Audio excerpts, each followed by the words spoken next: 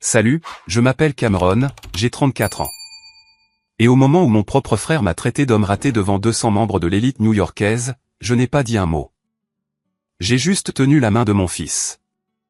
Avant de vous raconter comment la mariée, la femme de mon frère, a renversé la situation d'une manière qui a coupé le souffle à toute la salle. Faites-moi une faveur, dites-moi d'où vous regardez dans les commentaires. Est-ce le Texas, la Floride, peut-être quelque part à l'étranger? Je veux savoir qui est de mon côté. Vous devez comprendre le cadre pour comprendre l'humiliation. Le Plaza Hotel, la grande salle de bal. Nous parlons du genre d'endroit où les lustres coûtent plus cher que toute mon éducation. L'air sentait le parfum cher, les lys importés et l'argent ancien. Mes parents, Patricia et Robert, rayonnaient à la table d'honneur. Ils avaient l'air de la royauté. Ma mère portait une robe qui scintillait sous les lumières. Et mon père bombait le torse dans un smoking qui lui allait parfaitement. Et puis il y avait moi. J'étais assis à la table 23. Retenez ce numéro? Table 23. Elle était tellement poussée dans le coin arrière que chaque fois que le personnel de cuisine ouvrait les portes de service, un jet de vapeur et l'odeur de savon à vaisselle me frappaient au visage. Je portais un costume que j'avais acheté il y a 5 ans. Il était propre, pressé et respectable, mais dans cette pièce, il ressemblait à un déguisement. À côté de moi se trouvait mon fils, Léo. Il a 5 ans. Il portait une petite cravate à clipser et coloriée dans un livre que j'avais apporté car je savais que personne ne nous parlerait. Le tintement d'une fourchette contre un verre en cristal a fait taire la pièce. Mon frère Julien s'est levé. C'était le marié, l'enfant en or. Il avait l'air d'être sorti d'un magazine, cheveux lissés en arrière, un costume Tom Ford qui coûtait probablement $10 000, et ce sourire narquois emblématique qui avait hanté toute ma vie. Il tenait un verre de champagne, le visage rougi par l'alcool et l'arrogance. Merci à tous, dit Julien, sa voix résonnant dans les haut-parleurs. Merci d'être venu me célébrer. Et Elena, bien sûr, il a ri de sa propre blague. La salle a ri avec lui. Ils l'ont toujours fait. Vous savez, en regardant cette pièce, en voyant le succès, le pouvoir, la beauté, ça me rappelle ce qui compte. L'excellence. La victoire. Il a pris une gorgée, ses yeux scrutant la foule jusqu'à ce qu'il se pose sur le coin sombre où j'étais assis. Et puis, continua-t-il, son ton passant à cette fausse sympathie que je connaissais si bien. Il y a mon frère, Cameron. Le projecteur s'est tourné. Il m'a aveuglé. J'ai instinctivement mis une main sur les yeux de Léo pour le protéger. 200 têtes se sont tournées. J'ai senti la chaleur monter dans mon cou. Cameron, lève-toi. Qu'il te voie, ordonna Julien. Je n'ai pas bougé. Je l'ai juste regardé. Oh, il est timide. Julien a ri. Voyez, les amis, Cameron est un cas spécial. C'est ce que nous appelons une maison à rénover dans le secteur immobilier. Mais certaines choses ne peuvent tout simplement pas être réparées. Un murmure de rire a parcouru la pièce. Mon père a couvert sa bouche, ses épaules tremblant. Il ne toussait pas. Il gloussait. Mon frère est le seul homme que je connaisse qui s'est fait larguer parce qu'il n'était pas assez homme pour garder une femme intéressée. Julien bafouilla légèrement, appréciant le public. Un père célibataire, seul, fauché, bricolant avec de la graisse et de vieilles pièces pendant que je conclus des affaires et mène l'avenir. C'est une histoire édifiante. Vraiment? Mon estomac se serra. J'ai regardé Léo. Il avait arrêté de colorier. Il leva les yeux vers moi avec ses grands yeux innocents. Papa, murmura Léo. Pourquoi l'oncle Julien dit-il que tu es fauché? J'ai serré sa main. C'est juste une histoire, mon pote. Ignore-le. Mais Julien n'avait pas fini. L'honnêteté est la meilleure politique, n'est-ce pas? Mon frère est un père célibataire. Abandonné parce qu'il n'était pas assez homme. C'est triste. Mais bon, au moins l'un de nous a rendu maman et papa fiers. Il leva son verre vers nos parents. Ma mère, Patricia, se pencha vers le microphone qui était installé à la table d'honneur pour les discours ultérieurs. Elle ne me regarda pas. Elle regarda la foule, souriant comme un requin. C'est un investissement raté, gazouilla-t-elle. Mais nous l'aimons quand même, n'est-ce pas? Même s'il est une radiation. La salle éclata. Ce n'était plus un rire poli. C'était un rugissement. C'était le son de gens riches et confortables se moquant de quelqu'un qu'ils considéraient comme inférieur.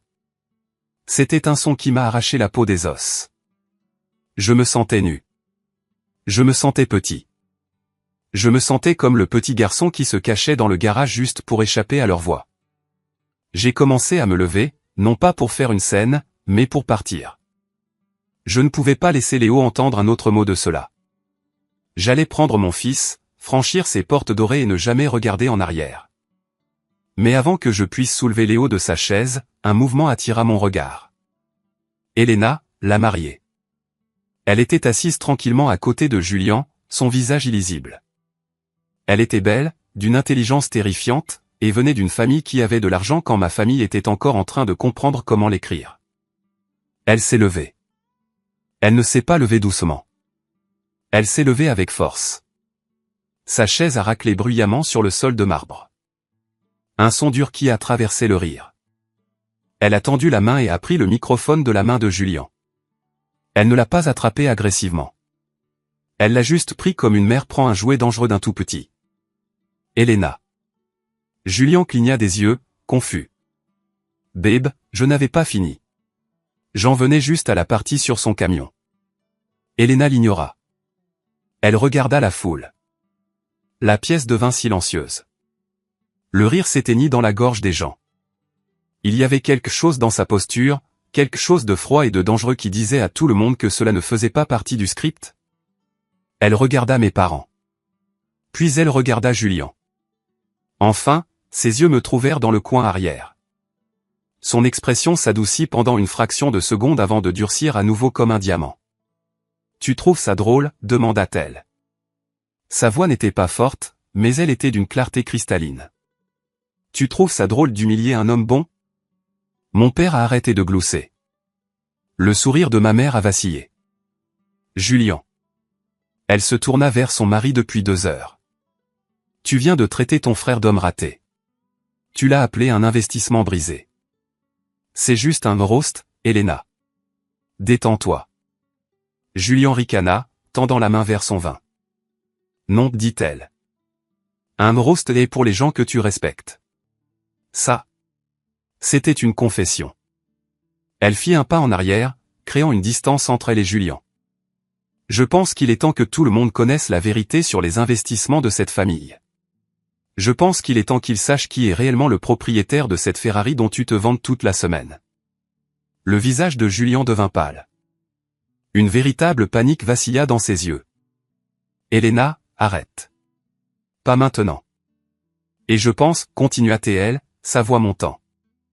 Il est temps que ta mère explique à tout le monde ici pourquoi le fils de Cameron n'ira pas à l'université. Le silence dans la pièce était lourd, suffocant. On aurait pu entendre une épingle tomber. Mon cœur battait la chamade contre mes côtes. Je n'avais aucune idée de ce qu'elle allait faire. Mais je savais une chose avec certitude. Le mariage était terminé. La guerre venait de commencer. Mais pour comprendre pourquoi Elena a fait ça, pour comprendre pourquoi une étrangère brûlerait son propre mariage pour un homme qu'elle connaissait à peine, il faut revenir en arrière. Il faut comprendre les 34 ans de silence qui ont mené à ce moment. Grandir dans le foyer Ingram, c'était comme vivre dans un théâtre où j'étais machiniste et Julian était la star. Nous n'avions que 2 ans d'écart, mais la distance entre nous se mesurait en années-lumière.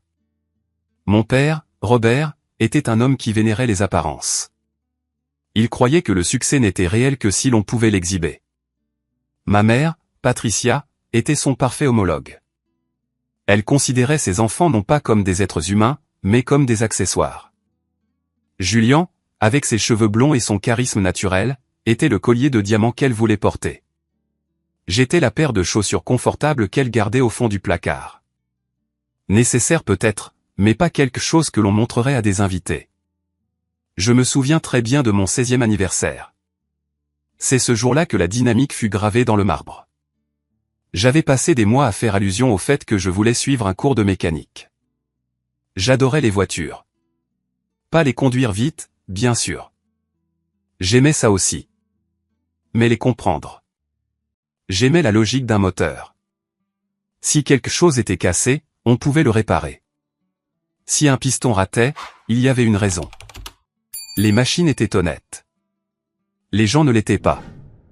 Le matin de mon anniversaire, mon père m'a tendu une boîte. Elle était lourde. Je l'ai ouverte, le cœur battant, espérant peut-être une contribution aux frais de cours. À l'intérieur se trouvait une ceinture à outils, un ensemble générique de clés et de tournevis de milieu de gamme.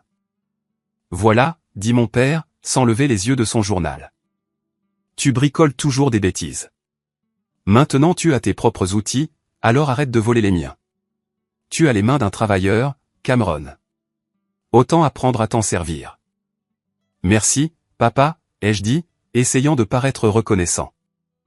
Cela signifie-t-il que je peux suivre le cours? On verra, marmonna-t-il. Ces cours sont chers. Nous devons économiser pour les frais de scolarité du lycée préparatoire de Julian. 2 ans plus tard, Julian a eu 16 ans. J'étais dans l'allée en train de changer l'huile de ma berline cabossée quand un camion à plateau s'est arrêté. Sur le plateau était posée une toute nouvelle Porsche 911, argentée, étincelante. Elle était magnifique. Mes parents sont sortis en courant de la maison, appareil photo à la main. Julian est sorti, bâillant, l'air ennuyé.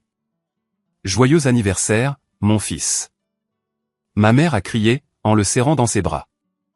« Elle est parfaite pour toi. Une voiture pour un futur PDG. » Julian a fait le tour de la voiture, a donné un coup de pied dans les pneus et a haussé les épaules. « Je voulais la noire, maman, mais celle-ci est bien. » J'ai essuyé la graisse de mes mains sur un chiffon, debout dans l'ombre du garage. Mon père s'est approché de moi, me tapant la main sur l'épaule. « Ne sois pas si jaloux, Cam. Julian a besoin d'une voiture qui corresponde à son image. Toi. Eh bien, tu es bon avec les vieilles choses. Ça te va bien. » C'était le récit. Julian était l'avenir. J'étais laide. J'ai porté ce récit dans mon mariage. J'ai rencontré Vanessa quand j'avais 24 ans. Elle était belle, vibrante, et elle semblait aimer que je sois habile de mes mains. J'ai construit nos meubles. J'ai réparé sa voiture. Je travaillais 14 heures par jour dans un atelier de restauration, rentrant à la maison avec de l'huile sous les ongles et un salaire décent mais pas riche. Mais le poison des ingrammes s'est infiltré. Mes parents venaient dîner et passaient tout leur temps à parler des affaires immobilières de Julian. Julian vendait des condos de luxe. Julian était en vacances à Saint-Tropez. Julian sortait avec des mannequins. Cameron travaille si dur, disait ma mère en soupirant en regardant mon petit appartement. C'est dommage qu'il n'ait pas l'ambition de Julian. Vanessa, ma chère, tu ne souhaiterais pas qu'il porte un costume au travail? Vanessa a commencé à changer. Elle a commencé à me regarder différemment. Quand je rentrais fatigué, elle ne voyait pas un mari travailleur. Elle voyait un homme qui ne gagnait pas. Puis vint le divorce. Je suis rentré tôt un jour pour la surprendre. Je l'ai trouvée en train de faire sa valise. « Je ne peux plus faire ça, Cameron », a-t-elle dit. Elle n'avait même pas l'air triste. Elle avait l'air ennuyée. « Je suis fatigué de compter les coupons. Je suis fatigué de l'odeur d'essence sur tes vêtements. Je travaille pour posséder l'atelier, Vanessa, ai-je supplié. Nous construisons quelque chose. Tu construis. J'attends. » Elle a claqué. Julian m'a présenté quelqu'un. Quelqu'un qui sait vivre. J'ai regardé par la fenêtre. Une Ferrari rouge était au ralenti sur le trottoir.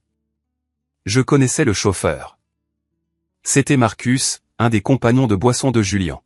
« Tu me quittes pour Marcus ?» ai-je demandé, ma voix creuse. « Il me traite comme un prix, Cameron.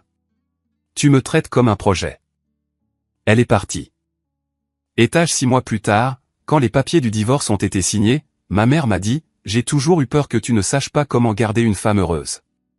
Julian ne laisserait jamais ça arriver. » Mon père n'a rien dit. Il m'a juste regardé avec la même déception qu'il avait eue quand j'avais 16 ans. J'étais brisé. J'étais un père célibataire avec un garçon d'1 an, Léo. Je n'avais rien d'autre que mes outils et mon fils. Alors, je me suis plongé dans la seule chose qui ne m'a jamais trahi, mon travail. J'ai arrêté de parler de ce que je faisais. J'ai arrêté de chercher leur validation. J'ai juste travaillé. J'ai déménagé dans un autre atelier, un endroit spécialisé haut de gamme qui s'occupait de restauration de plusieurs millions de dollars. Je suis devenu un fantôme dans ma propre famille, apparaissant aux vacances pour être ignoré, puis repartant. Puis Julian a rencontré Elena. La première fois que Julian a amené Elena dîner chez mes parents, c'était le cirque habituel. Ma mère avait fait préparer un repas de 4 plats. Julian faisait la cour, racontant des histoires exagérées sur une affaire qu'il avait conclue. J'étais dans la cuisine. Le robinet fuyait et ma mère m'avait dit sèchement de me rendre utile avant le dîner. J'étais sous l'évier en train de serrer une vanne pendant qu'il riait dans la salle à manger. Je suis sorti de sous l'évier en m'essuyant les mains pour trouver une femme debout là. Elle tenait une assiette de nourriture. J'ai pensé que vous pourriez avoir faim, a-t-elle dit. Sa voix était calme, intelligente. Je vais bien, ai-je dit sur la défensive. Je ne suis que le plombier aujourd'hui, apparemment. Elle a souri. Ce n'était pas un sourire de pitié. C'était un sourire de reconnaissance. Je suis Elena. Vous devez être Cameron, celui qui sait vraiment comment les choses fonctionnent. J'ai pris l'assiette. Et vous devez être le nouveau public du Julian Show. Elle a ri. Un son authentique. Quelque chose comme ça. Votre fils, Léo, est dans le salon en train de lire un livre sur les dinosaures. Il est très articulé pour 5 ans. C'est la meilleure chose que j'ai jamais faite, ai-je dit, baissant ma garde. Il a vos yeux, dit-elle doucement. Des yeux gentils. Julian est entré à ce moment-là, brisant l'instant. Chérie, qu'est-ce que tu fais ici? Le vin respire. Ne distrais pas Cameron. Il a du travail à faire. Maman a besoin de regarder la porte du garage après le dîner. Elena regarda Julian, puis moi. Je vis un éclair de calcul dans ses yeux. Ce n'était pas seulement un autre mannequin. Elle voyait les choses venir, dit-elle. Elle me toucha légèrement le bras. Enchanté de vous rencontrer, Cameron. Vraiment? C'était il y a 6 mois. Je n'y ai pas beaucoup pensé. Je pensais qu'elle était juste polie. Je ne savais pas qu'elle regardait. Je ne savais pas qu'elle comptait les points. Et je ne savais certainement pas que ma famille était sur le point de franchir une ligne qui la ferait tout dénoncer. Le chemin vers le mariage était pavé de l'audace de ma famille. Dès l'annonce des fiançailles, les exigences ont commencé à affluer. Il ne suffisait pas que je sois censé y assister. Je devais servir. 3 semaines avant le grand jour, l'invitation est arrivée dans ma boîte aux lettres. Ce n'était pas le carton épais de couleur crème avec des feuilles d'or que je voyais sur la cheminée de ma mère. C'était une carte plus petite et plus fragile, clairement issue de la pile de rejet. Cameron un gramme plus invité, strictement un enfant, attribution de table zone D, au l'arrière, puis manuscrit à l'encre rouge en bas, de la main de ma mère, veuillez vous assurer que Léo est silencieux. Nous filmons. J'ai regardé l'invitation. Zone D. Ils zonaient leur propre famille. Mon téléphone a sonné. C'était Julian. Il n'a pas dit bonjour. Il ne l'a jamais fait. Cam, j'ai besoin d'un service, dit-il, sa voix pressante et exigeante. J'ai besoin d'une voiture pour la fuite.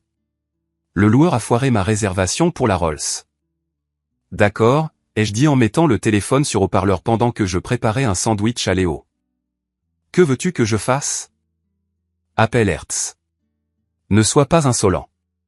Je sais que tu travailles dans ce magasin chic maintenant. Je sais que ton patron a des relations. Procure-moi une Rolls-Royce Phantom. Vintage blanche si possible, mais je me contenterai d'un modèle 2023. J'ai arrêté d'étaler le beurre de cacahuète. Julian, ce sont des voitures de clients. Je ne peux pas simplement emprunter un véhicule d'un demi-million de dollars pour ton mariage. Pourquoi pas? Tu les conduis, n'est-ce pas? Je les essaie après les avoir réparés. Je ne les emmène pas à des fêtes. C'est non professionnel et, franchement, c'est illégal. Mon Dieu, tu es tellement égoïste. Julian gémit. C'est mon jour de mariage, Cameron. Le plus grand jour de ma vie. Tu ne peux pas tirer une seule ficelle. Je parie que tu es juste jaloux. Tu ne veux pas que j'ai une sortie meilleure que la tienne dans ta Honda rouillée. Je ne risque pas mon travail pour que tu aies l'air cool pendant 5 minutes sur Instagram, ai-je dit fermement. Bien, peu importe. Ne sois juste pas en retard et porte quelque chose de décent. Maman dit que ton costume gris a l'air d'avoir été acheté dans un salon funéraire. Il a raccroché. J'ai regardé Léo, qui mangeait joyeusement son sandwich. J'ai ravalé ma colère. Je me suis dit que j'y allais pour Léo. Il avait besoin de voir sa famille, même si elle était imparfaite. Mais le vrai coup est venu 2 jours plus tard. Je suis allé à la banque. J'économisais $50 par semaine pour le fonds d'études de Léo depuis le jour de sa naissance. Ce n'était pas grand-chose, mais c'était constant. C'était dans un compte de dépôt que mon père m'avait aidé à ouvrir il y a des années parce qu'à l'époque, mon crédit était détruit par le divorce. Mon père était techniquement co-signataire du compte. Je me suis approché de la guichetière, une gentille dame nommée Madame Gable qui me connaissait.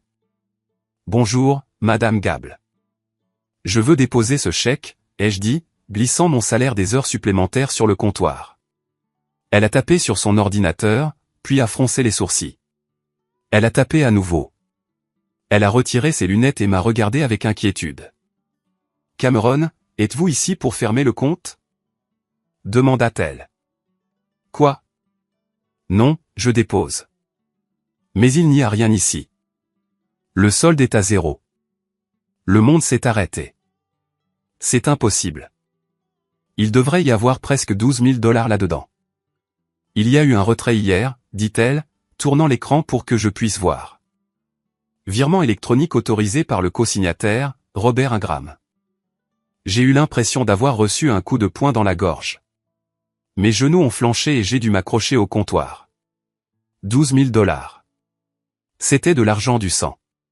C'était chaque heure supplémentaire, chaque déjeuner sauté, chaque sacrifice que j'avais fait pendant 5 ans.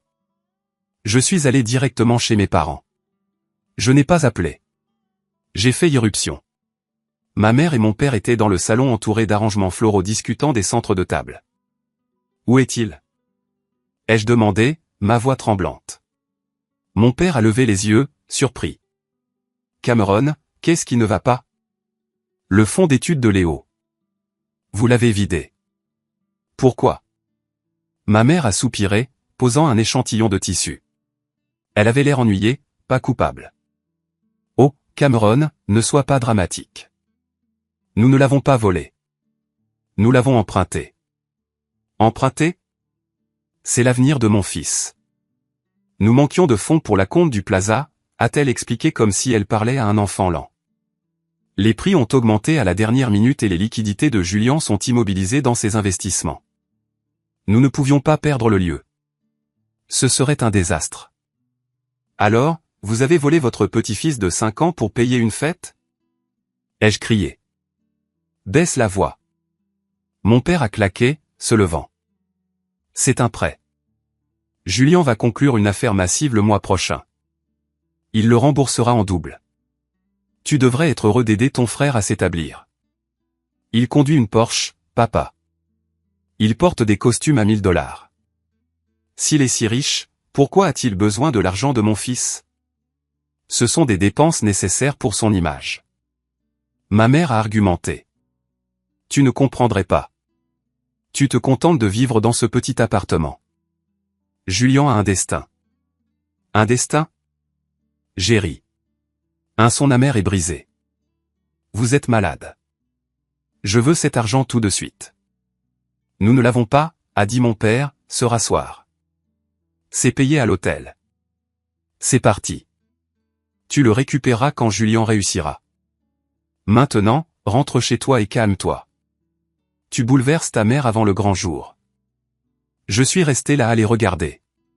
J'ai réalisé alors qu'ils ne me voyaient pas comme une personne. Ils ne voyaient pas Léo comme une personne. Nous étions des ressources. Nous étions des pièces de rechange à cannibaliser pour maintenir la machine Julien en marche. Je ne viens pas, ai-je dit doucement. Je ne viens pas au mariage. Les yeux de ma mère se plissèrent. Tu viendras. Tu n'humilieras pas cette famille en étant absent. Les gens parleront. Si tu ne te montres pas, ne t'attends plus jamais à nous revoir. Et ne t'attends à aucune aide quand tu échoueras inévitablement. Je suis parti. Je me suis assis dans mon camion et j'ai crié jusqu'à ce que ma gorge saigne. Je n'allais pas y aller. J'en avais fini. Mais cette nuit-là, j'ai reçu un SMS. Ce n'était pas de ma famille. C'était d'un numéro inconnu. Je sais pour le compte. Je suis désolé. Veuillez venir au mariage. Croyez-moi, Elena. J'ai regardé l'écran. Pourquoi me voudrait-elle là? Faisait-elle partie du complot? Était-elle juste une autre manipulatrice ingrate? Mais ensuite, je me suis souvenu de ses yeux dans la cuisine. Des yeux gentils. J'ai regardé Léo dormir dans son lit. Ils avaient pris son argent. Ils avaient pris son grand-père. Ils avaient essayé de lui enlever sa dignité. Si je n'y allais pas, je me cachais. Si je n'y allais pas, je les laissais gagner. D'accord, ai-je murmuré à la pièce vide. J'irai. Je ne savais pas que j'allais tomber dans un piège. Je ne savais juste pas pour qui le piège était tendu. Le matin du mariage, le ciel était d'un bleu éclatant et moqueur. J'ai habillé Léo de son petit costume bleu marine. Il était adorable, tournant sur lui-même et demandant s'il y aurait du gâteau. Beaucoup de gâteaux, mon pote. Ai-je promis, en nouant ma propre cravate. Je me suis regardé dans le miroir. Mon costume était gris, un peu serré aux épaules à cause du travail physique que je faisais dernièrement. Ce n'était pas un smoking. Je ne pouvais pas me permettre d'en louer un car mon compte en banque était vide. J'avais l'air décent, mais je n'avais pas l'air riche. Nous avons roulé jusqu'à la plaza. Je n'avais pas de voiture de luxe, alors j'ai conduit mon Ford F-150. C'est un bon camion, fiable. Mais arrivé devant le service de voiturier de la plaza, entouré de limousines et de voitures de sport, c'était comme se présenter à un combat armé d'une cuillère. Le voiturier était un jeune homme l'air dépassé. Il a ricané en voyant mon camion. L'entrée de livraison est par derrière, a-t-il dit en me faisant signe. Je suis un invité, ai-je dit en lui tendant les clés. Cameron Ingram, frère du marié. Il a regardé le camion, puis moi, puis la liste d'invités sur son pupitre. Il a ricané. D'accord. Désolé, monsieur. Nous le garons quelque part à l'écart. J'ai pris la main de Léo et j'ai monté le grand escalier. L'opulence était suffocante. Feuilles d'or, marbre, velours. C'était magnifique, mais ça semblait froid. Nous sommes entrés dans la salle de réception. C'était une mer de cravates noires et de robes de créateur. J'ai repéré ma tante Sarah immédiatement. C'était la sœur de ma mère, mais elle ne lui ressemblait en rien. Elle m'a fait signe, son visage s'illuminant, mais avant qu'elle ne puisse venir. Ma mère l'a interceptée. J'ai vu ma mère murmurer quelque chose et le visage de tante Sarah s'est effondré. Elle m'a regardé avec des yeux tristes et s'est détournée. Il m'isolait même dans une pièce de 200 personnes. Viens, Léo, ai-je dit. Trouvons notre table. Nous avons dépassé la table d'honneur, les tables VIP, les amis de la famille. Nous avons continué à marcher. Enfin, nous avons atteint le mur du fond. Table 23. C'était exactement ce que je craignais. Elle était nichée derrière un grand pilier décoratif. À ma droite se trouvaient les portes battantes de la cuisine. Toutes les 10 secondes, claquements, sifflements. Des serveurs se précipitaient avec des plateaux d'amuse-gueule. À ma gauche se trouvait la sortie de secours. La table n'avait pas de centre de table, juste quelques fleurs en plastique dans un petit vase. Les autres invités à la table étaient des gens avec lesquels mes parents ne savaient manifestement pas quoi faire, une voisine âgée malentendante, un cousin éloigné qui venait de sortir de cure de désintoxication, et l'assistant du photographe de mariage qui faisait une pause. C'est la table des enfants, a demandé Léo en montant sur sa chaise. En quelque sorte, ai-je dit. C'est la table spéciale. Je me suis assis, le dos au mur. J'avais une vue dégagée sur la pièce, mais la pièce ne pouvait pas vraiment me voir. J'ai regardé mes parents travailler la foule. Mon père riait, tapant sur les dos. Ma mère acceptait les compliments, touchant son collier, jouant le rôle de la matriarche bienveillante. Puis Julian et Elena sont entrés. La foule a applaudi. Julian a levé les mains comme un boxeur victorieux. Il avait l'air triomphant. Il avait l'air de posséder le monde. Mais Elena avait l'air différente. Elle portait une superbe robe blanche, évidemment sur mesure, mais son sourire n'atteignait pas ses yeux. Elle tenait la main de Julien, mais sa prise semblait raide. Alors qu'il traversait la pièce, ses yeux scrutaient. Cherchant, ils se sont posés sur la table 23. Ils se sont posés sur moi. Elle n'a pas fait de signe. Elle a juste hoché la tête. Un minuscule, presque imperceptible hochement de tête. Puis elle a regardé les portes de la cuisine s'ouvrir et se fermer à côté de moi et sa mâchoire s'est serrée. Elle avait l'air en colère. Et, raté, dit une voix. J'ai levé les yeux. C'était Julien. Il était venu pendant le cocktail. Il tenait un scotch. Belle place. Il a ri, désignant les portes de la cuisine. Je pensais que tu serais à l'aise près du personnel. Tu sais, qui se ressemble s'assemble. Félicitations, Julien, ai-je dit, gardant ma voix égale. Tu as eu ce que tu voulais. J'ai toujours ce que je veux, a-t-il dit en se penchant, son souffle sentant l'alcool cher. C'est la différence entre nous. Tu acceptes ce qu'on te donne. Je prends ce que je mérite. Au fait, merci pour le prêt. Le fond d'étude de Léo a vraiment unifié la pièce. Il a fait un clin d'œil. Il a vraiment fait un clin d'œil. J'ai ressenti une vague de rage si pure qu'elle m'a presque aveuglé. Mes mains se sont crispées en poing sous la table. Je voulais me lever et le plaquer au sol. Je voulais crier, mais Léo regardait. Léo mangeait un bâtonnet de pain, regardant son oncle. « Salut, oncle Julien », a dit Léo. Julien l'a regardé comme s'il était un chien errant. « Eh, gamin. Essaie de ne pas faire de dégâts. » Il s'est éloigné. J'ai pris une profonde inspiration. « Reste calme, me suis-je dit. Reste calme pour Léo. Encore une heure. Mange le dîner, supporte les discours, et pars. » Je ne savais pas que les discours étaient l'arme qu'ils affûtaient toute la semaine. Je ne savais pas que je n'étais pas juste un invité. J'étais le divertissement. Les lumières se sont tamisées. Le MC a annoncé les toasts. Mon père a commencé. Il a parlé du leadership naturel de Julien. Ma mère a suivi. Elle a versé de fausses larmes sur le fait que Julien était sa star brillante. Et puis Julien a pris le micro. Et nous revoilà au début. Les insultes, les rires, l'homme raté, l'investissement brisé.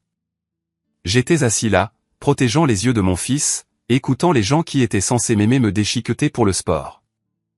J'ai senti le regard lourd de 200 inconnus. J'ai senti la honte brûler ma peau. Mais ensuite Elena s'est levée. La pièce s'est figée. Et alors qu'elle prenait ce microphone, j'ai regardé ses mains. Elle ne tremblait pas.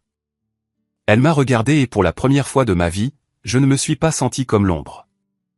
Je me suis senti comme la personne pour laquelle quelqu'un allait enfin se battre. « Tu trouves ça drôle ?» répéta Elena. Sa voix n'était pas stridente. Elle était d'un calme mortel. Le genre de calme qui précède un ouragan qui arrache un toit. Le silence dans la salle de bal était absolu. Les serveurs ont cessé de bouger. Les rires s'étaient évaporés, remplacés par une tension épaisse et suffocante. Ma mère a essayé de le sauver. Elle s'est levée, son sourire tremblant. « Elena, ma chérie, c'est juste un peu d'humour familial. Nous taquinons toujours Cameron. Il sait que nous l'aimons. » L'amour ? Elena se tourna vers ma mère. « Vous appelez voler le fond d'étude de son fils de l'amour ?» Des halètements parcoururent la pièce. On aurait dit que l'air était aspiré du bâtiment. Ma mère se figea, la bouche ouverte. Mon père prit une teinte de gris qui correspondait à mon costume. « Excusez-moi. » Une femme à une table voisine murmura fort. Elena ne quitta pas mes parents des yeux. « Vous m'avez bien entendu. Hier, Robert Ingram a retiré 12 000 $ du compte de tutelle de son petit-fils. De l'argent que Cameron a économisé pendant 5 ans, 50 $ par semaine, en réparant des voitures jusqu'à ce que ses mains saignent.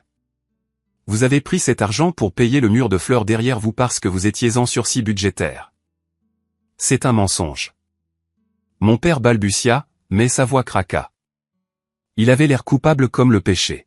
« J'ai vu le virement bancaire, Robert, » dit Elena. « J'ai vu le dépôt sur le compte du lieu. Mon nom est également sur le contrat. Vous vous souvenez ?» Elle se tourna vers Julien. Il la fixait, les yeux écarquillés, l'air d'un cerf pris dans les phares. « Et vous » dit-elle, sa voix dégoulinante de mépris. Le grand homme d'affaires, le clôtureur. « Parlons de vos actifs, voulez-vous » Elle pointa un doigt manucuré vers les immenses baies vitrées qui donnaient sur le cercle des voituriers. Tout le monde a parlé de la Ferrari California Spider Vintage de 1961 garée devant. Julien vous a tous dit qu'il l'avait achetée le mois dernier avec sa prime, n'est-ce pas? Des têtes ont hoché. Des gens ont murmuré. Cette voiture avait fait parler d'elle pendant le cocktail. Il ne l'a pas achetée. Elena dit qu'il n'avait même pas le score de crédit pour acheter les pneus. Cette voiture appartient à un client de l'atelier Prestige Restoration Shop. Elle descendit de la petite estrade et commença à se diriger vers ma table. La foule s'écarta devant elle comme la mer Rouge. Elle marcha droit vers moi. Cameron, dit-elle, me tendant le microphone. Dites-leur qui a restauré cette voiture. Je me suis levé. Mes jambes étaient lourdes, mais ma tête était claire. J'ai regardé Julien. Il rapetissait. Il avait l'air petit. C'est moi, ai-je dit. Ma voix était rouillée, mais elle devint plus forte. J'ai passé 6 mois sur cette voiture. J'ai reconstruit le moteur V12 à la main. J'ai trouvé le cuir en Italie, je l'ai peinte. Ce n'est pas la voiture de Julien. Elle appartient à Monsieur Sterling. Monsieur Sterling. Un homme au premier rang se leva. C'était Monsieur Sterling lui-même. C'était un milliardaire. Un homme avec lequel mon père essayait de nouer des contacts depuis des années. Je ne l'avais même pas vu là. C'est exact. Dit Monsieur Sterling, sa voix retentissant. Il me regarda, puis Julien. Cameron est le seul mécanicien en qui j'ai confiance pour ma collection. C'est un artiste, et s'il dit qu'il l'a construite, il l'a construite. Il se tourna vers mon père. Robert, vous m'avez dit que votre fils Cameron était au chômage. Vous m'avez dit que Julien était celui qui avait l'œil pour les classiques. Mon père balbutia, incapable de former des mots. Elena reprit le micro. Elle se tenait à côté de moi, sa main posée sur mon épaule. On aurait dit une armure. Cameron possède 30% de cet atelier. Elena annonça, c'est un associé. Ce n'est pas un homme raté. C'est un propriétaire d'entreprise prospère qui ne ressent pas le besoin de le faire savoir parce qu'il a quelque chose que vous n'avez aucun d'entre vous. Elle regarda Julien, les yeux pleins de pitié. L'intégrité. Julien claqua son verre. Ça suffit. Elena, tu fais une scène. Nous sommes mariés. Tu me mets dans l'embarras. Elena baissa les yeux vers sa main gauche. La bague en diamant scintillait sous le lustre. Lentement, délibérément, elle la glissa de son doigt. Non, Julien, dit-elle. Nous ne sommes pas mariés. Pas légalement. Julien cligna des yeux. Quoi? Je n'ai pas signé la licence de mariage ce matin. Elle a dit, je l'ai laissée sur la commode. Je voulais voir si tu changerais. Je voulais voir si, le jour le plus important de ta vie, tu pouvais être un être humain décent pendant 5 minutes, mais tu n'as pas pu. Elle a laissé tomber la bague dans un verre d'eau à moitié vide sur une table voisine. Plinc. Tu as utilisé tes vœux pour humilier ton frère.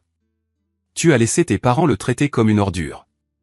Et tu as essayé d'utiliser ma dot pour payer tes dettes de jeu. Dettes de jeu, ma mère cria. Julien ne joue pas. 300 000 $. Patricia, dit Elena, l'air fatigué. Paris sportif. C'est pourquoi il avait besoin du fonds d'études. C'est pourquoi il avait besoin de m'épouser. Il est fauché. Ce n'est pas un PDG. C'est un fraudeur. La pièce était en plein chaos. Les gens chuchotaient, pointaient du doigt, sortaient leur téléphone. Ma mère s'effondra sur sa chaise, sanglotant. Non pas pour moi, mais pour l'humiliation. Mon père avait l'air de faire une crise cardiaque. Mais Julien me regarda avec une haine pure. Tu as fait ça. Il siffla, me montrant du doigt. Tu l'as empoisonné contre moi.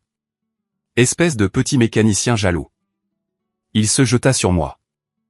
Je ne bronchais pas. Je ne reculais pas. Je m'avançai. J'attrapai son poignet en l'air.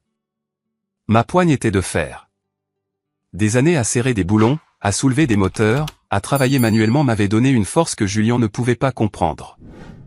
Je tordis son bras vers le bas, pas assez pour le casser, mais assez pour le faire tomber à genoux. Non, dis-je, ma voix basse et dangereuse. Ne me touche plus jamais. Et ne t'approche plus jamais de mon fils. Je le relâchai. Il tomba en arrière sur le sol, me regardant sous le choc. Il ne m'avait jamais vu riposter. Il n'avait jamais vu le loup derrière le mouton. Je me tournai vers mes parents. Ils me regardaient comme si j'étais un étranger. J'en ai assez. J'ai dit, j'en ai assez d'être la risée. J'en ai assez d'être le plan de secours. Gardez l'argent. C'est le dernier centime que vous obtiendrez de nous. Vous avez perdu votre fils. Tous les deux. Vraiment? J'ai pris Léo. Il avait les yeux écarquillés, serrant son livre de coloriage. Viens, Léo, dis-je. Allons manger des pizzas. Des pizzas, demanda Léo, sa voix coupant la tension. Oui, les meilleures pizzas de New York. J'ai commencé à sortir. La foule s'écarta de nouveau, mais cette fois il n'y avait plus de rire. Il y avait du respect. Il y avait de l'admiration. Elena s'est mise à mon pas. Elle ne regardait pas les invités. Elle ne regardait pas sa belle-mère en larmes. Elle regardait la sortie. Je viens avec toi, dit-elle. Tu n'es pas obligé, ai-je dit. C'est ton jour. Je l'ai gâché. Non, Cameron. Elle a souri. Et cette fois c'était réel. Tu ne l'as pas gâché. Tu m'en as sauvé. Nous avons marché vers les doubles portes. Derrière nous, la famille Ingram parfaite implosait. Devant nous. Les portes s'ouvrirent et l'air frais de la nuit frappa mon visage. Ça sentait la liberté. Les lourdes portes dorées de la plaza se refermèrent derrière nous, étouffant le chaos de la salle de bal. Le silence du couloir était saisissant. Pendant un instant, le seul son fut le cliquetis des talons d'Elena et le doux bruit de mes bottes sur le sol de marbre. Mon adrénaline chutait. Mes mains, qui avaient été assez stables pour reconstruire un moteur V12 et assez fortes pour maîtriser mon frère, commençaient à trembler. J'ai déplacé Léo sur ma hanche. Il enfouit son visage dans mon cou. On a gagné, papa, murmura-t-il. J'ai embrassé le haut de sa tête. Oui, mon pote. On a gagné, Cameron. Le cri vint de derrière nous. Je me suis raidi. Les portes s'ouvrirent de nouveau, et ma mère, Patricia, trébucha dans le couloir. Son mascara coulait. Sa robe chère avait l'air en désordre. Elle ne ressemblait plus à la reine de la société. Elle ressemblait à un animal acculé et désespéré. Retourne là-dedans, siffla-t-elle, me pointant du doigt d'une main tremblante. Répare ça. Va leur dire que c'était un sketch. Dis-leur que c'était une blague. Je me suis retourné pour lui faire face. Non, non. Elle me regarda comme si je l'avais giflé. Je suis ta mère. Tu détruis cette famille. As-tu la moindre idée de ce que tu as fait? Le comte Sterling, la réputation, l'avenir de Julian. Julian a détruit son propre avenir, maman. Tu lui as juste tendu les allumettes. C'est ton frère. Cria-t-elle. Tu es censé le soutenir. Tu es le fort. Tu peux le supporter. Pourquoi n'as-tu pas pu supporter la blague? Parce que ce n'était pas une blague, ai-je dit, ma voix calme. C'était de l'abus et j'ai fini de le payer. Elle regarda Elena, ses yeux se plissant en fente. Et toi? Espèce de petite ingrate. Nous t'avons accueilli. Nous avons dépensé une fortune pour ce mariage.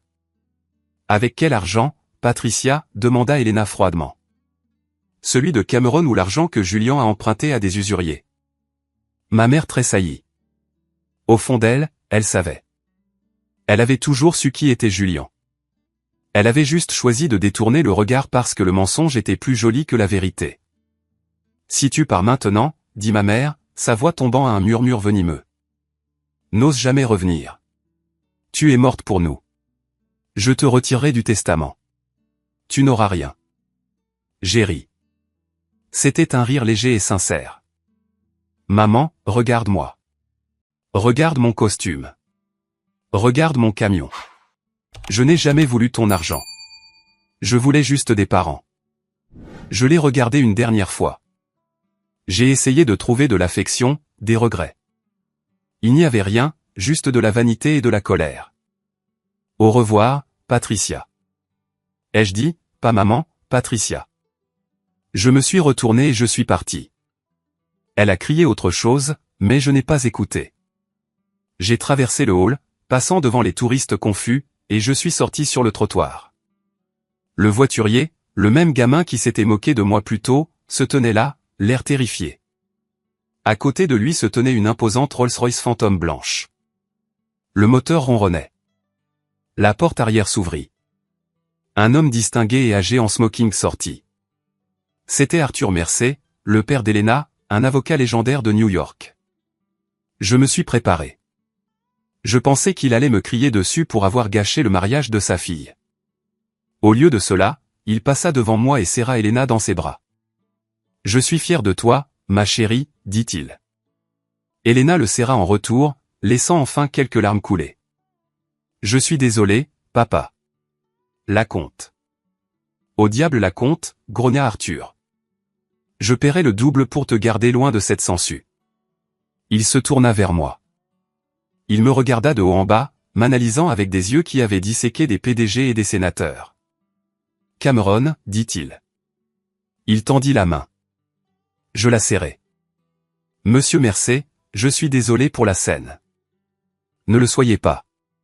Le meilleur divertissement que j'ai eu depuis des années, dit-il sèchement. Puis son visage devint sérieux. Elena m'a parlé du fonds d'études. C'est du vol. Pur et simple. Je m'occupe des litiges d'entreprise, mais je vais faire une exception. Nous les poursuivrons. Nous récupérons chaque centime plus les intérêts plus les dommages moraux. Je ne peux pas me le permettre, monsieur, dis-je honnêtement.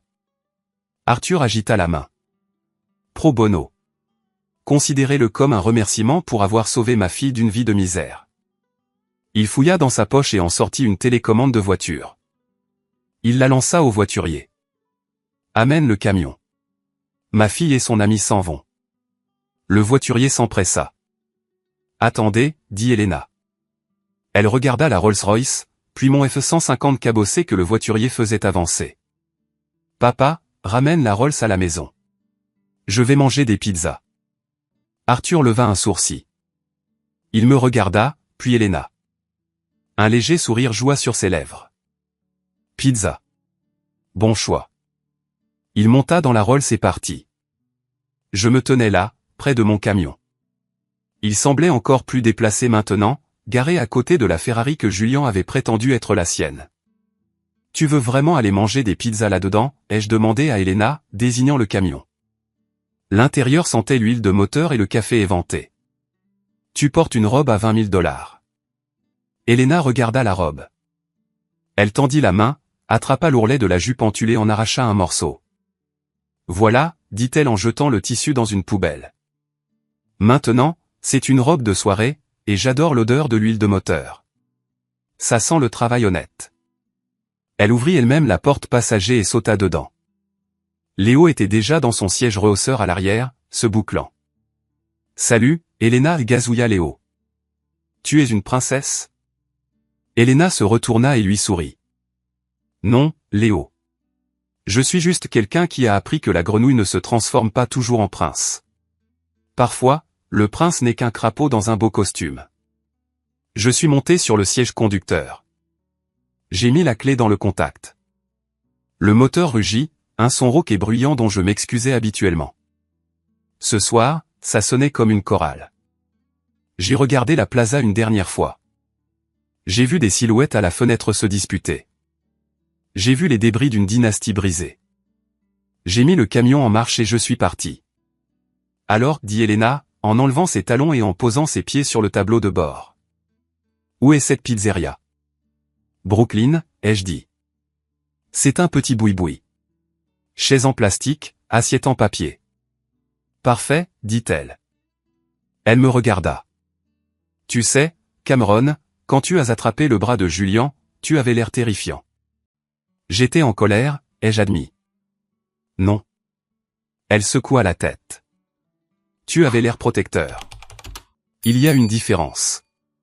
Julien est en colère. Toi. Tu es fort. Je ne savais pas quoi dire à cela. J'ai gardé les yeux sur la route. Mais pour la première fois depuis des années, le nœud dans ma poitrine avait disparu. La voix dans ma tête qui ressemblait à celle de mon père, celle qui me disait que j'étais sans valeur, était silencieuse. Nous avons traversé le pont, les lumières de Manhattan scintillant derrière nous. J'ai regardé dans le rétroviseur. Léo dormait. Elena fredonnait avec la radio. J'étais fauché. Ma famille me haïssait. J'avais une bataille juridique devant moi. Mais alors que je conduisais mon camion rouillé loin de la vie qui m'avait étouffé pendant 34 ans, j'ai réalisé quelque chose. J'étais l'homme le plus riche du monde. Cette pizzeria de Brooklyn n'était pas la plaza. Les néons bourdonnaient au-dessus de nos têtes. Les tables étaient pour Mika, avec des bords ébréchés. Et l'air sentait l'origan et le fromage brûlé. Mais alors que je regardais Elena assise en face de moi, déchirant une part de pizza pepperoni tout en portant une robe de mariée déchirée à $20 000, j'ai réalisé que c'était le dîner le plus élégant auquel j'avais jamais assisté. Léo riait. Il avait de la sauce tomate sur le menton et il racontait à Elena l'histoire du Tyrannosaure Rex. Elle ne se contentait pas de hocher la tête poliment.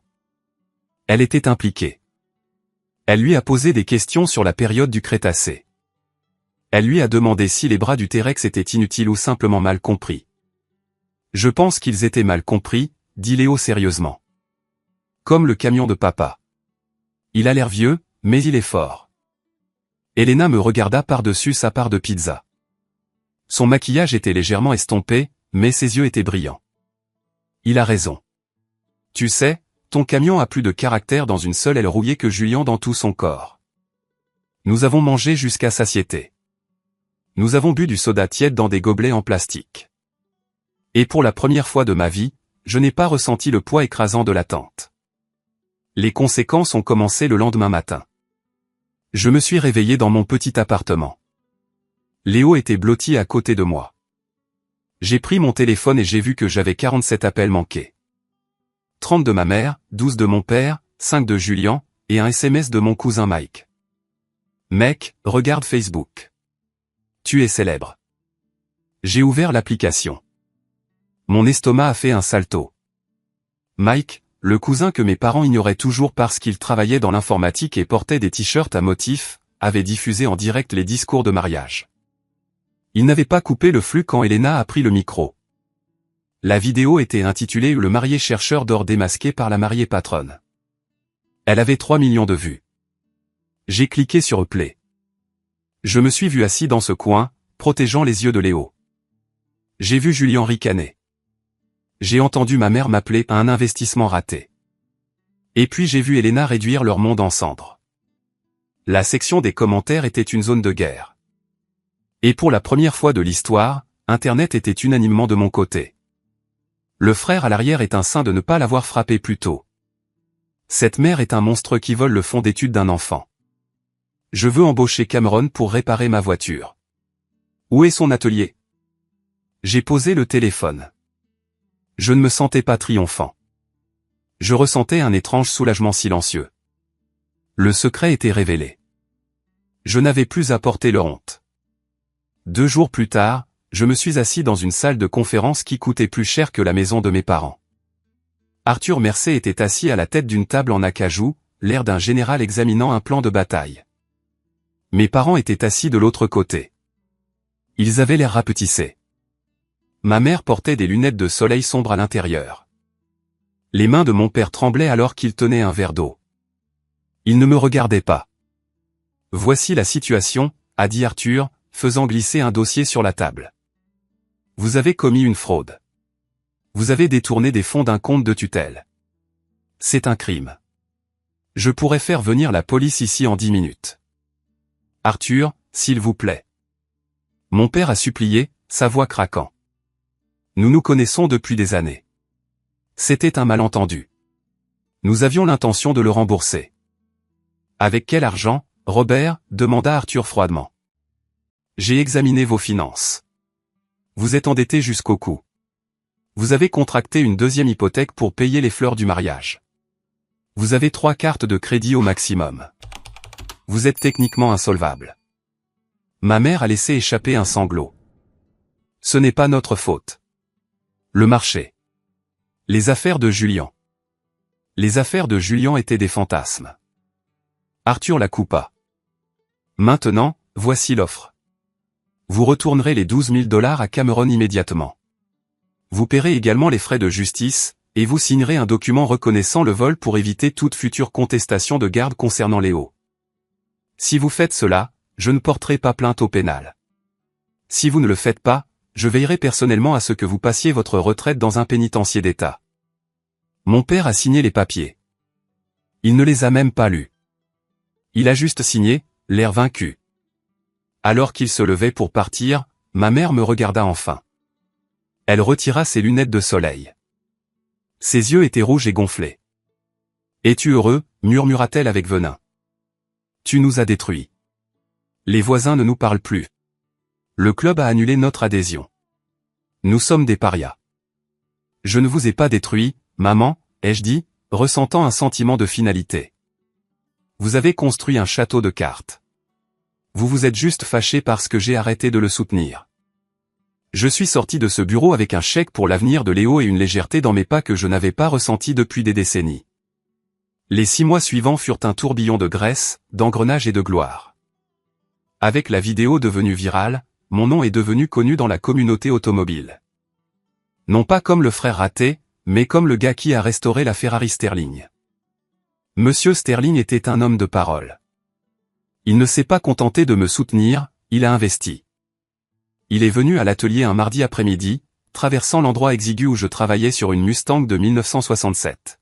« Cameron, dit-il, regardant l'espace exigu. Tu es trop bon pour ce garage.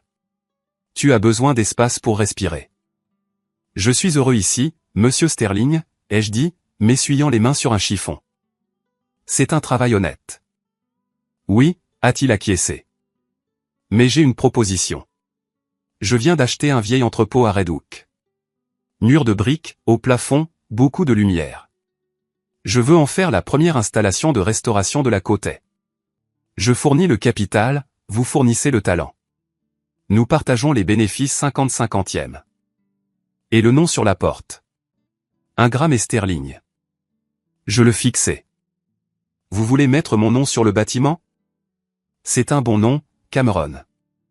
Il a souri. Du moins la partie de la famille qui compte est bonne. J'ai accepté. Nous avons ouvert 3 mois plus tard. La fête de lancement n'avait rien à voir avec le mariage de mon frère. Il n'y avait pas de smoking, pas de discours sur la victoire. Il y avait juste de la bonne nourriture, de la bonne musique, et certaines des plus belles voitures du monde garées sur le sol en béton poli.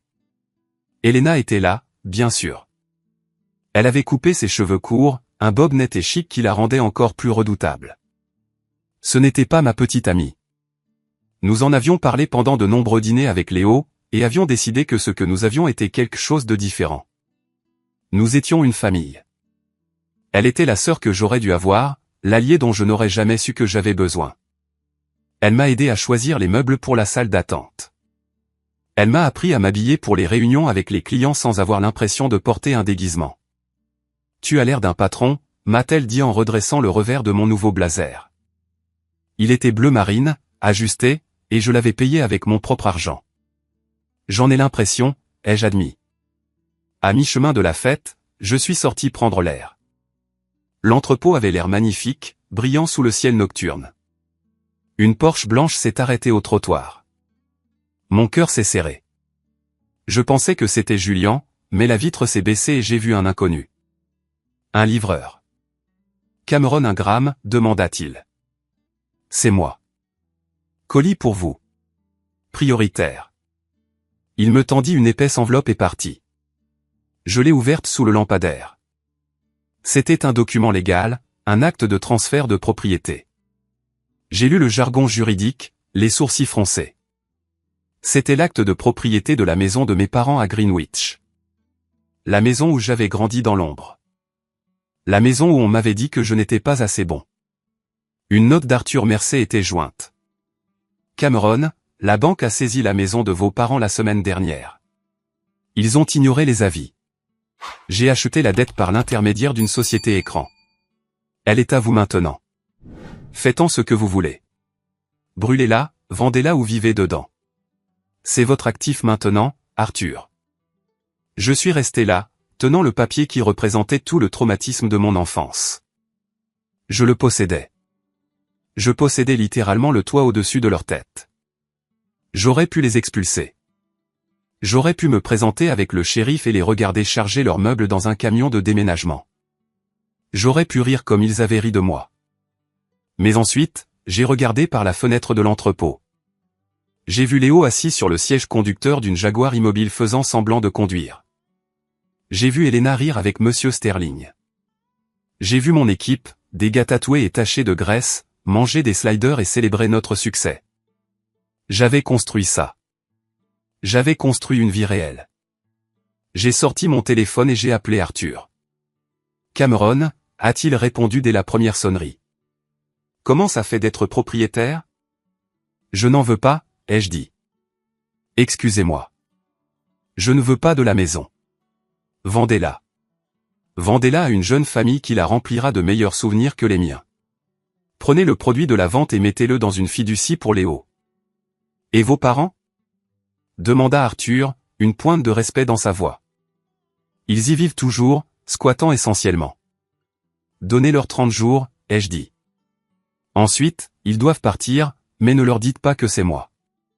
Laissez-les penser que c'était juste la banque. Je ne veux pas de leur gratitude, et je n'ai pas besoin de leur colère. Je veux juste être libre. Vous êtes un homme meilleur que moi, mon garçon. Dit Arthur, considérez que c'est fait. J'ai raccroché. J'ai déchiré l'acte en deux et l'ai jeté à la poubelle. Ce n'était que du papier. Mon véritable héritage était à l'intérieur, faisant semblant de conduire une Jaguar. Quelques semaines plus tard, j'ai appris par la rumeur aux tantes Sarah, qui avait enfin eu le courage de m'appeler au ce qui était arrivé aux autres. Julien avait été renvoyé de son cabinet immobilier. Apparemment, les clients n'aiment pas confier leurs millions à un homme devenu un mème mondial pour être un fraudeur. Il travaillait dans une agence de location de voitures près de l'aéroport, louant les mêmes voitures de luxe qu'il prétendait posséder. Il vivait dans un studio avec 2 colocataires. Mes parents avaient déménagé dans un petit condo en Floride, une communauté de retraités où personne ne savait qui étaient les Ingram. Ils avaient perdu leur statut, leurs amis et leur maison. Tante Sarah a dit que ma mère passait ses journées à se plaindre de l'humidité et à dire à quiconque voulait l'entendre que son fils, le mécanicien, les avait abandonnés. Elle avait raison. Je les avais abandonnés. J'avais abandonné leur toxicité. J'avais abandonné leur récit. Je n'étais plus l'investissement brisé. J'étais juste Cameron. Et pour la première fois, cela suffisait. Le soleil se couchait sur le Hudson River, projetant une douce lueur dorée sur le parc. C'était le 6e anniversaire de Léo. Nous n'avons pas loué de salle de bal. Nous n'avons pas engagé de quatuor à cordes. Nous avons réclamé un groupe de tables de pique-nique près de l'aire de jeu, les avons recouvertes de nappes sur le thème des dinosaures, et avons commandé 10 pizzas extra larges supplémentaires de cette pizzeria de Brooklyn. C'était parfait. Il y avait des enfants qui couraient partout, leurs visages peints comme des tigres et des super-héros. Il y avait des parents, de vrais parents, le genre qui essuie les nez et poursuit les ballons de football en fuite, assis sur les bancs, discutant. Mon équipe de l'atelier était là, l'air étonnamment doux alors qu'ils aidaient les tout-petits sur les balançoires. Monsieur Sterling est passé, déposant un cadeau en forme suspecte de mini-jeep motorisé. Arthur Mercé est venu vêtu d'un polo, ce qui lui allait tout à fait anormalement, et a bu une bière avec les gars. Et Elena. Elena gérait la situation du gâteau. Elle allumait les bougies sur un gâteau qui ressemblait à un volcan. « D'accord, tout le monde » a-t-elle crié, sa voix perçant le bruit. « Rassemblez-vous. C'est l'heure du garçon d'anniversaire. » J'ai regardé Léo courir vers la table, son visage rayonnant de pure joie. Il ne portait pas de costume. Il portait un t-shirt avec un T-Rex portant des lunettes de soleil. Il avait l'air heureux. Il avait l'air en sécurité. Alors que nous chantions joyeux anniversaire, j'ai senti une vibration dans ma poche. J'ai sorti mon téléphone. C'était un message texte. Le nom sur l'écran m'a coupé le souffle pendant une seconde, car je n'avais pas eu de nouvelles de lui depuis la réunion au bureau d'Arthur. Je me suis éloigné de la foule qui chantait. Trouvant un endroit calme sous un chêne, j'ai ouvert le message. Cameron, j'ai vu l'article dans la revue professionnelle sur ton nouvel atelier. Il a l'air impressionnant. Ta mère s'ennuie des petits-enfants. Peut-être pourrions-nous parler. Je suis désolé pour la façon dont les choses se sont passées. Nous voulions juste le meilleur pour Julian et nous avons perdu de vue les choses. J'espère que tu vas bien. Je l'ai lu 2 fois. Je suis désolé pour la façon dont les choses se sont passées. Voix passive. Aucune appropriation. Pas de « je suis désolé d'avoir volé ton fils ». Pas de « je suis désolé d'avoir ri pendant que tu étais humilié ». Juste un vague regret que les conséquences les aient finalement rattrapées. Il voulait revenir maintenant que j'étais un succès. Maintenant que j'avais un article dans un magazine et un partenariat avec un milliardaire, soudain j'étais digne de leur attention. Soudain, je n'étais plus un investissement raté. J'étais de nouveau un actif potentiel. J'ai regardé la fête. J'ai vu Elena aider Léo à couper le gâteau. J'ai vu Arthur rire de quelque chose que l'un de mes mécaniciens avait dit. J'ai vu tante Sarah distribuer des sacs de friandises. C'était ma famille. Les gens qui étaient là quand je n'avais rien. Les gens qui m'ont défendu quand je ne pouvais pas me défendre moi-même. J'ai regardé de nouveau le téléphone. Mon pouce planait au-dessus du clavier. Je pouvais taper une réponse furieuse. Je pouvais lui dire d'aller se faire voir. Je pouvais énumérer tous les péchés qu'il avait jamais commis contre moi. Mais ensuite, j'ai réalisé quelque chose. La colère est une connexion. La haine est une connexion. Si je répondais même pour lui crier dessus, je lui donnais ce qu'il voulait, l'accès. Je n'avais pas besoin de lui dire que c'était un mauvais père. Il savait que je n'avais pas besoin de prouver que j'étais un homme bon. Je savais.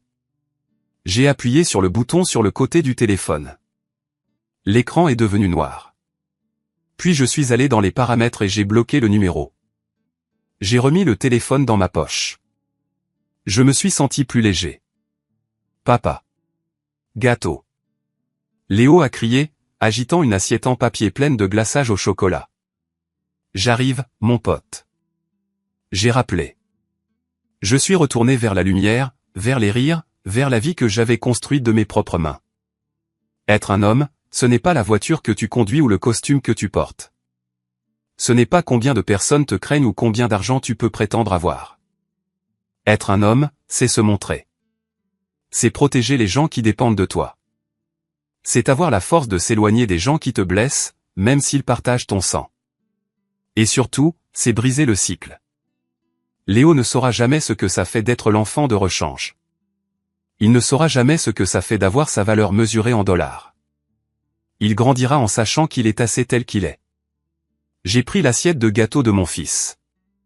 Il m'a souri, une trace de chocolat sur le nez. Fais un vœu, papa, dit Léo, même si c'était son anniversaire. Je n'en ai pas besoin. J'ai souri. En regardant ma famille imparfaite, belle et choisie. J'avais déjà tout ce que je voulais.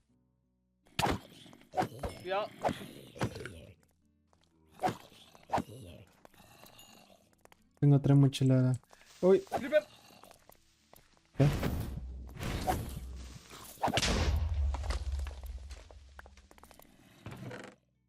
Hierro. Un montón de carne de zombie. Aquí nos va a costar, Porque... Epa, veo mucho creeper.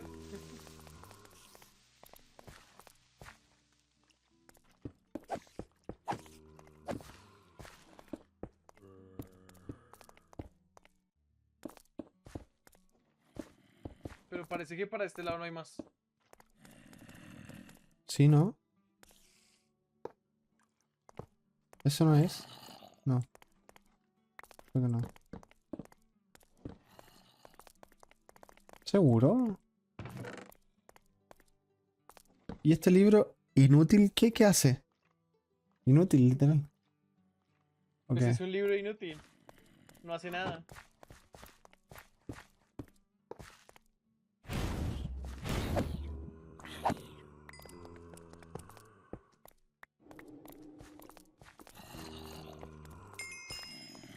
Y otro.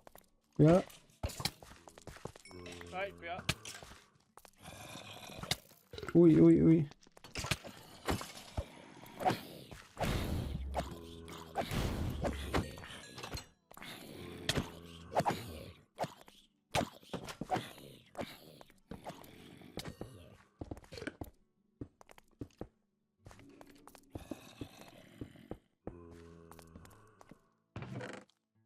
Slime.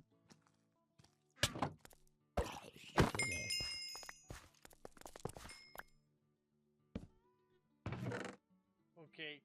Carbón. Ey, carevergas, ¿ustedes de dónde salieron?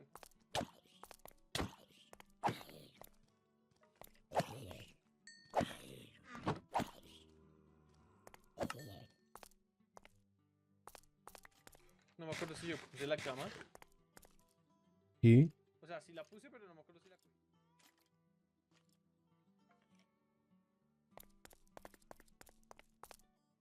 Si la puso, parce. Sí, sí, sí, pero es que no me acordaba si la había usado. Ah, ¿Qué putas es la maldición de rotura? ¿Y por qué sale tanto? no sé.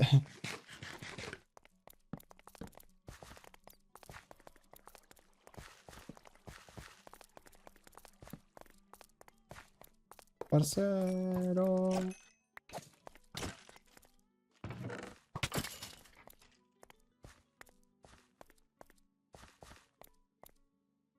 Víctor se perdió la expedición, ¿eh? Sí. ¡Uy! ¡Uy! ¡Ay, eso qué es! ¿Y por qué salió aquí? ¿Hay algo? ¿Por qué salió acá?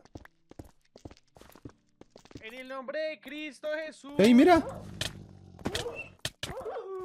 Me tiraron. ¡Epa! ¡Epa! ¡Ey, ey, ey! ¡Cas! ¿Qué está saliendo eso?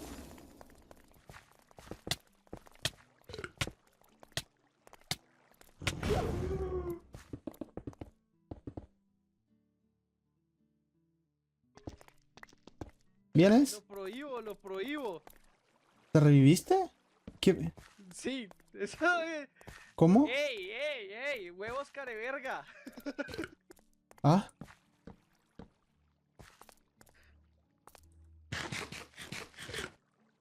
¿qué pasó?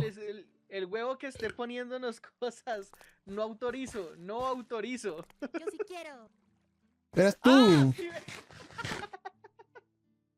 Hola, hueviti, ¿cómo estás? Estoy viendo cómo exploran y pues les puse tantitas criaturas para que mejoren. Ah, ya, Claro, ya muy nos habíamos funcional, enfrentado, claro. ¿eh? Ya nos habíamos enfrentado a eso ya, la verdad, pero... No, Sí. dijimos por qué aparecieron acá si ni siquiera es de aquí. Oh. Yo me peleé con estos. Ok. Ah, sí, sí, son muy molestos.